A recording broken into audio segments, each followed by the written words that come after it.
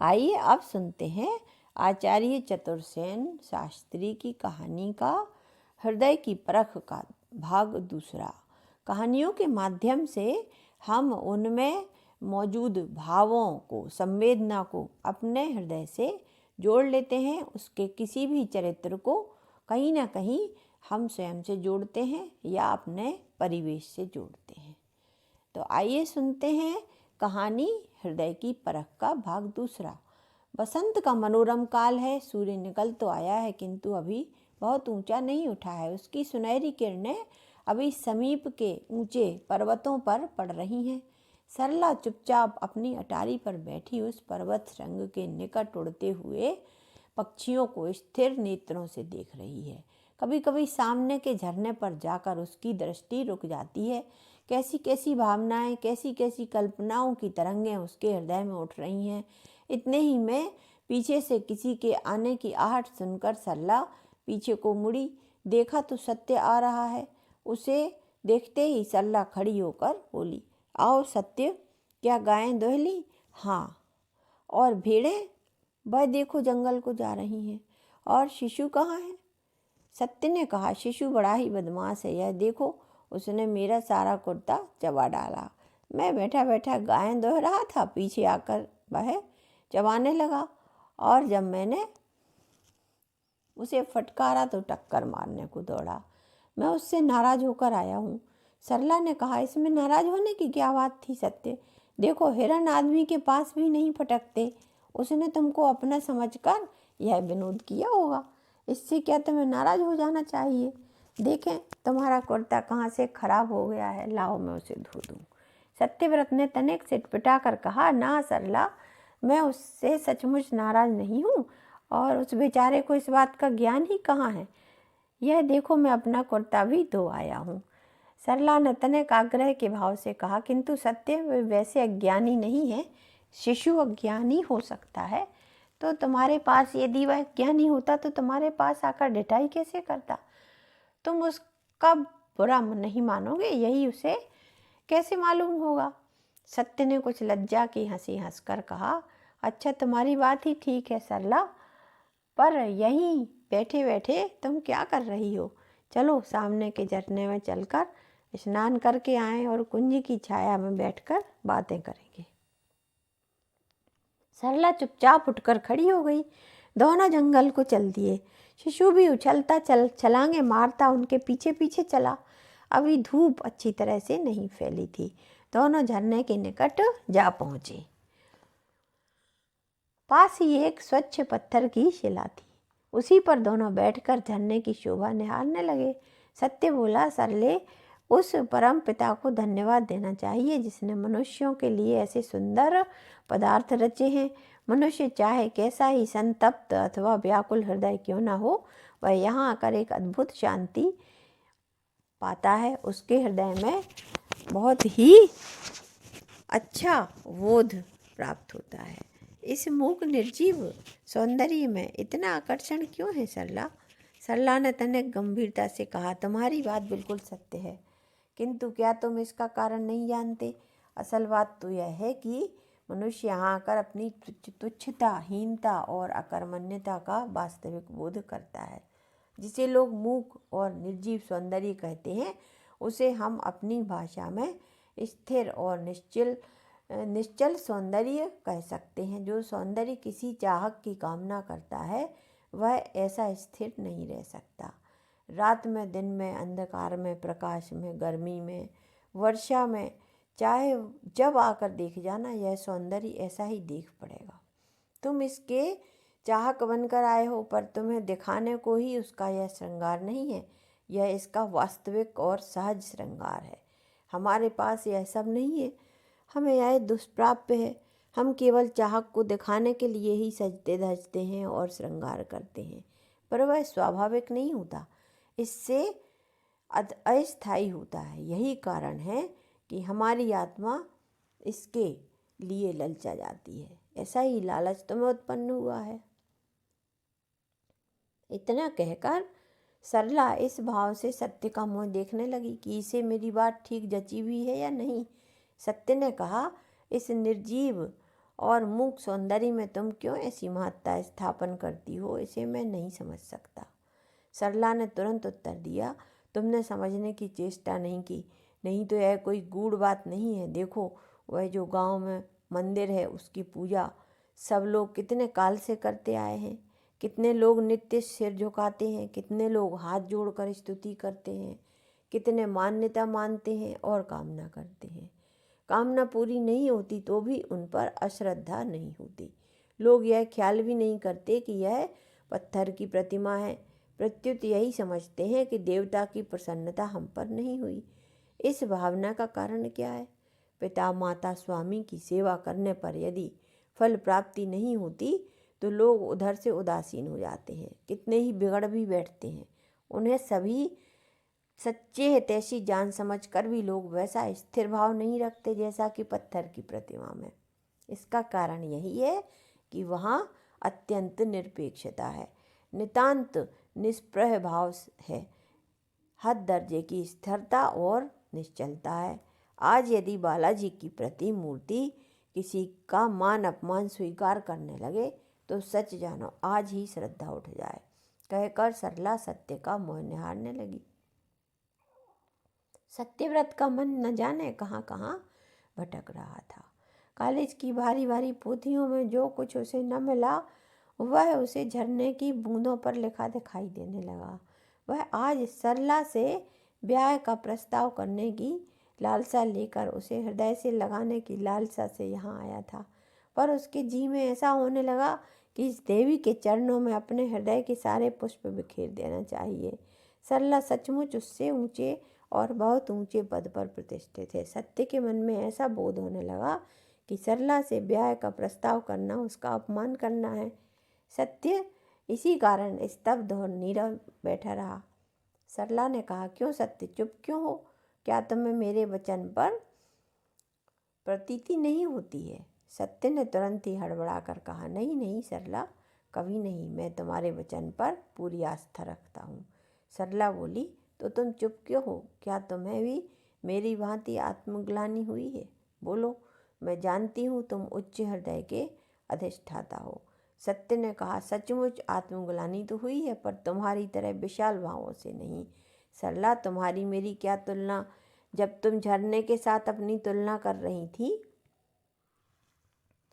तब मैं तुम्हारे साथ अपनी तुलना कर रहा था। मेरे हृदय की तुम प्रशंसा कर रही हो, पर तुम उसे जानती ही नहीं।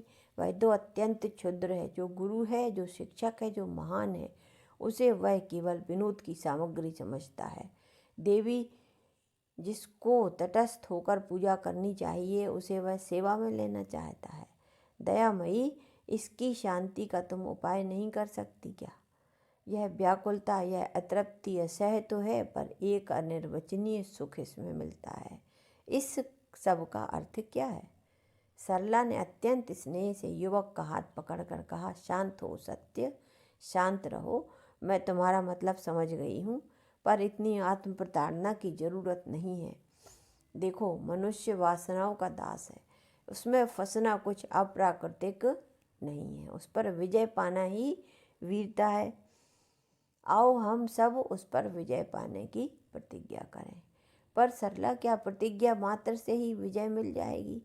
नहीं, उसके लिए हमें अध्यवसाय, परिश्रम और आत्मत्याग का निरंतर अभ्यास करना होगा। सरला ने कहा, अच्छा, मैं वही करूँगा, पर यह वासना चाहे न बनी हुई क्यों है? सरला ने सत्य के मुख पर दृष्टि गड़ाकर कहा, चाहना बुरी नहीं है सत्य। जिनका हृदय सुंदर होता है वही चाहना करते हैं। युवक का चेहरा खिल उठा। उसने अधीर होकर कहा, तो तुम उसी की निंदा क्यों करती हो? तुम समझे नहीं। चाहना में वासना बुरी है, उसमें स्वार्थपरता बुरी है। हमें उसी का उन्मूलन करना चाहिए। क्या कहती हो मैं समझ नहीं पाता। अच्छा सुनो, स्वच्छ सरोवर के बीचों बीच एक प्रफुल्लित कमल खिल रहा है। चारों ओर उसके मोती सा जल हिलोरें ले रहा है। उन लहरों में सुनहरा सूरज भी चमक रहा है। बीच में हरे हरे पत्तों के झुरमुट में वह कमल खिल रहा है। झंझा वायु से उसकी पंखुड़ियाँ भी हिल रही हैं। भौरा उन्मत्त होकर गुनगुनाता हुआ उसके चारों तरफ नाचता फिर रहा है। देखो यह एक ऐसा सौंदर्य है, जो इसे न चाहे वह मनुष्य नहीं पत्थर है, उसके हृदय ही नहीं है। सरला ने इतना कहते कहते देखा युवक का मुंह उत्साह से दमक रहा है। उसने फिर कहना शुरू किया, जो इसे न चाहे वह वाकई निस्संदेह पत्थर है। वह पत्थर से भी कठोर है, पर वह पत्थर से भी कठोर है जिसने चाहना में स्वार्थ और आत्मलिप्सा का संयोग कर लिया है, जिसने उसकी शोभा की, सौंदर्य की कुछ भी परवाह न करके उसे वहाँ से तोड़कर अपने विलास में रख लिया है। देखो सरोवर फीका पड़ गया, भौरा व्याकुल होकर उड़ गया, कमल की नाल मुरझा गई, पत्ते सड़ गए और अब वह पुष्प भी अकाल ही में मुरझा गया। अब वह उस विलासी को भी प्रिय नहीं है। मोरी में पड़ा सड़ रहा है, पंखड़ियों को कीड़े खा रहे हैं। यह सब चाहना के साथ स्वार्थ का संयोग करने का फल रहा। तुम ही बताओ सत्य, क्या वे हाथ प्यार करने के योग्य हो सकते हैं जो ऐसा कठोर व्यवहार कर सकते हैं? जिन्हें ऐसे सौंदर्य को छिन्न भिन्न करने का साहस उपज सकता है, वे चाहक नहीं है। चाहना का फल उन्हें नहीं मिल सकता। इतना कहकर सरला चुप हो गई। इस बार उसने जो युवक के मुख को देखा तो उस पर अब उत्साह नहीं था। आंखें निष्प्रभ हो रही थीं, पर मुख पर शांति श्री का भाव नहीं था। भर्राई हुई आवाज़ से उसने कहा, पर जो वस्तु जहाँ के योग्य है उसे वहाँ न स्थापित करना भी तो अन्याय ही है। सरला ने अत्यंत नम्रता से कहा, नहीं सत्य, भूल करते हो। हमारा निर्वाचन उस संसार के स्वामी से कदापि अच्छा नहीं हो सकता। कहाँ कौन वस्तु अच्छी लगती है, इसका ज्ञान तो हम धीरे धीरे उसी के संकेत से लाभ करते हैं। इसके सिवा जब हमारी स्वार्थ साधना प्रबल हो जाती है, तब हमें कौन सी वस्तु कहाँ अच्छी लगेगी, इस पर विचार ही कब करते हैं। हम चाहे जैसे अधम हो, उत्तम से उत्तम वस्तु को अपनाना ही चाहते हैं। मनुष्य का स्वभाव ही कुछ ऐसा है। युवक ने कुछ लज्जित होकर कहा, तो कौन किसके योग्य है, इसका भी तो कुछ निश्चय होना चाहिए। कुछ भी नहीं, सरला ने कहा, केवल स्वार्थ त्याग हो, स्वत्व का हास हो, तो अधम से अधम भी महान से महान का चाहक बन सकता है। उसमें कोई अवहेलना नहीं है, कोई असमता भी नहीं है।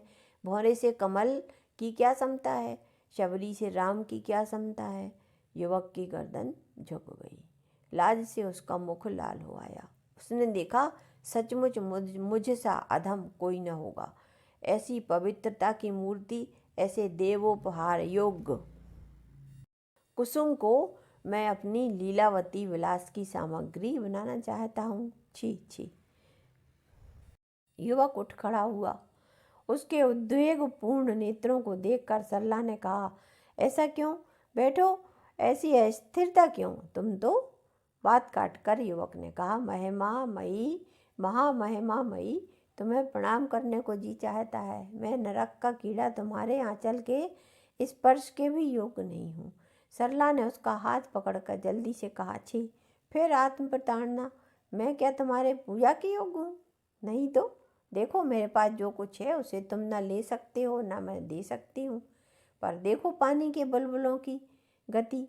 सत्य ने बात काट कर कहा, मुझे और कुछ न चाहिए। तुमने आज जो कुछ दिया वही बहुत है। अच्छा, मैं आजन्म इसी व्रत का पालन करूँगा। पर क्या प्रभु हमारी आत्मा को दृढ़ बनावेंगे? अवश्य, सरला ने कहा। सामने के झरने को ही देखो, वह कैसी निर्भीकता और स्थिरता से बह रहा है। इस इतने ही काल में हमारे कितने विचार परिवर्तित हो गए, पर वह पूर्ववत है। ऐसा ही आत्मविश्वास हम में होना चाहिए। भगवान ऐसा ही करें। अत्यंत कातरता से युवक ने कहा, ठीक है, आज से यही हमारा दीक्षा गुरु हुआ। आओ हम भक्ति पूर्वक इसे प्रणाम करें।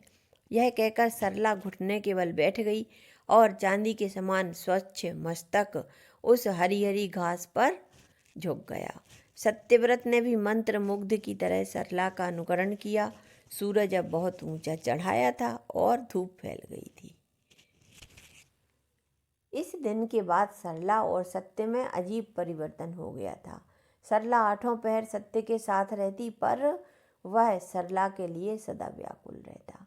उसका हृदय कुछ और ही चाहता था। वह जानता था कि वह जो कुछ चाहता है वह उपयुक्त नहीं है, पर उससे रहा नहीं जाता था। वह चाहे जितना व्याकुल होता, छटपटाता, तरसता, पर सरला के सामने एक शब्द भी नहीं कह पाता था। जब सरला कहीं दूसरी ओर देखती तो सत्य एकटक उसकी मधुरिमा मई मूर्ति देखा करता, पर ज्यों ही वह उसकी तरफ देखती उससे देखा ही नहीं जाता। उसकी आंखें सब ओर से थककर धरती पर आ टिकती थीं। सरला सब कुछ जानती थी। वह सत्य की आंखों में एक ऐसी प्यास देखती थी कि उसे देखकर सरला का हृदय पसीज उठता था। यद्यपि उसका उपाय उसके पास कुछ न था, वह उसे अपना प्रणयदान देकर सुखी कर सकती थी, पर उस ओर उसकी प्रवृत्ति ही नहीं थी। उसके मन में कभी ऐसा आया भी नहीं कि हमारा उससे ब्याह होना संभव भी है। अपने प्रणय के स्थान पर अपनी कृपा, दया, सहानुभूति और अनुग्रह के द्वार खोलकर वह देवी बैठी रहती। यह बात है तो अनोखी, पर इस पर आश्चर्य नहीं करना चाहिए। बात यूँ थी कि ब्याह के लालच का गुरुत्व वास्तव में उसे ज्ञात ही न था। अस्तु, सत्य के प्रसन्न करने को वह जितने उपाय करती वे सब निष्फल हो जाते। सत्य भी बहुत कुछ प्रसन्न रहना चाहता था, पर संसार में केवल चाहने से ही किसी को सब कुछ थोड़े ही मिल जाता है। भाग्य चाहिए, बल चाहिए, योग्यता चाहिए और त्याग भी चाहिए। सत्य अवसर पाते ही एकांत में उसी झरने के किनारे उसी शिला पर बैठा सरला की व्यवहार और हृदय का चिंतन किया करता था। सर्दी के दिन थे, दोपहर का ढल चुकी थी। सरला खड़ी खड़ी नाद के में कपड़े खंगार रही थी और सत्य सामने के छप्पर में गायों के लिए चरी काट रहा था। इतने में एक घोड़ा गाड़ी द्वार पर आकर खड़ी हो गई। सरला ने यूं ही भीगे हाथ जाकर देखा कि एक महिला गाड़ी से उतर रही है। उसका मुख भारी और रुआबदार था। शरीर जड़ाऊ आभूषणों से सज रहा था। उसके बढ़िया वस्त्र और सामग्री देखने से वह कोई बड़े घर की स्त्री मालूम होती थी। अवस्था उसकी कोई 40 वर्ष की रही होगी। सरला ने आदरपूर्वक उसका स्वागत करना चाहा, पर उस रमणी की ज्यों ही सरला पर दृष्टि पड़ी त्यों ही दौड़कर उसने उसे अपनी गोद में समेट लिया। तो यह था आचार्य चतुर्सेन की कहानी हृदय की परख का भाग दूसरा। भाग तीसरा जल्द लेकर आती हूँ, और पूरे भाग सुनिएगा मित्रों। मेरी चैनल को सब्सक्राइब भी कीजिएगा ताकि मैं और अच्छी अच्छी कहानियाँ लेकर आपके समक्ष आ सकूँ। तब तक के लिए विदा।